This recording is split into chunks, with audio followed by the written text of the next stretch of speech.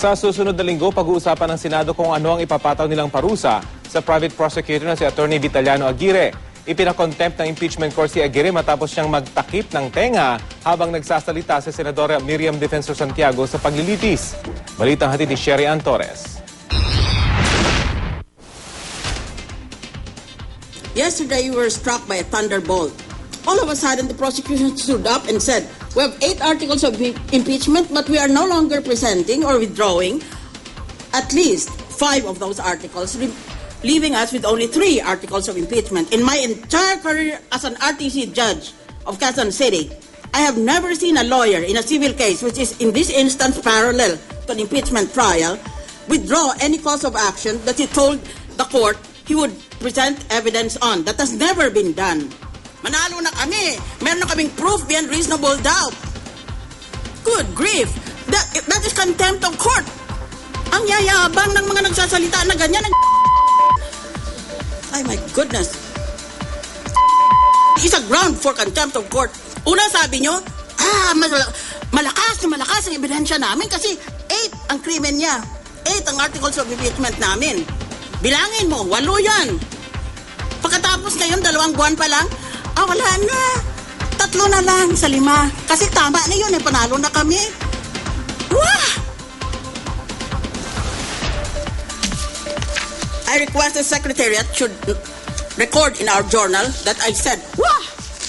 Bumubula na sa galit ang bibig ni Senadora Miriam Defensor Santiago sa simula pa lang ng Day 26 ng impeachment trial ni Chief Justice Renato Corona. Hindi raw kasi anya tama na basta-basta na lang bawiin ng prosekusyon ang 5 sa 8 orihinal na articles of impeachment. Referring to the prosecution as baka naman po pwedeng matanggal yon dahil baka hindi naman po maganda sa posterity natin na nababasa po yun na natawag po kami na... No objection, Mr. President. Strike the term "ga" from the record. Habang nagtatalumpati si Santiago, nakuda ng mga kamera ang private prosecutor na si Attorney Vitaliano Aguirre na nagtatakip at minsay nagpapagpag pa ng tenga. So, ang tagpong ito na ulit pa na magsalita sa ikalawang pagkakataon ng senadora. What all this means is that after it makes its formal offer of evidence, the prosecution will then lie down in front of that first table, face down on the floor, and assume a planking position. Kung madilim na madilim ang utak mo, your neurons are not working. You are flatlined. Meaning to say, hindi ba, kung buhay pang pasyente, naka-jump up and down ng kanyang recording instrument, pero kung namatay na, nag-flatline na. O yan ang nangyari sa inyo, nagpa-flatline na kayo. Ang ginawang ito ni Aguirre, di pinalampas ni Senador Jinggoy Estrada. Mulat sa pool, nung tumayo si Senadora Miriam Defensor Santiago, hanggang natapos Senadora Santiago, ay nakalagay po ang inyong kamay sa inyong tenga. At para bagang ayaw niyo siyang pakinggan. Totoo po yan. Yan po ay isang kabastusan dito po sa isang miyembro ng hukom na ito. Alam po, totoo po yun. Sapagkat nasasaktan na yung tenga ko. I charge this private prosecutor with complaint of this impeachment court. I have the evidence right here, taken in a video by Senator Alan Cayetano. And to say, nasasaktan ng tenga ko, should have been cause for you to walk out of this courtroom with permission of the court. But you cannot make those contemptuous gestures in front of a judge and get away with it. Kasi salungat sa gusto mo, kaya ayaw mo pakinggan. Kung ayaw mo pakinggan, umalis ka sa korte. Aalis na nga po sana ako kaya lang... Granted! If that is in the form of a motion, go ahead! Nangahamon ka! Aalis na po ako. Dito ako nakaupo Gaganyan ka sa akin? May I suggest that... And it's on video. Kung nakasakit mo po yung isang aktwasyon ko po, I really did it purposely.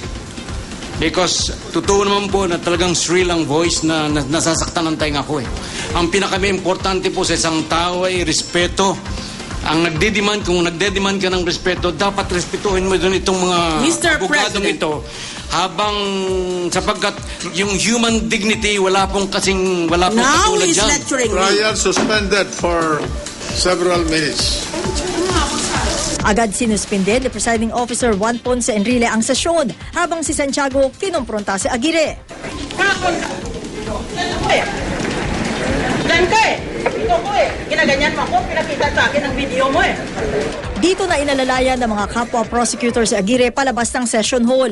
Mga kapwa senador naman ang lumapit kay Santiago na tumaas ang presyon dahil sa insidente.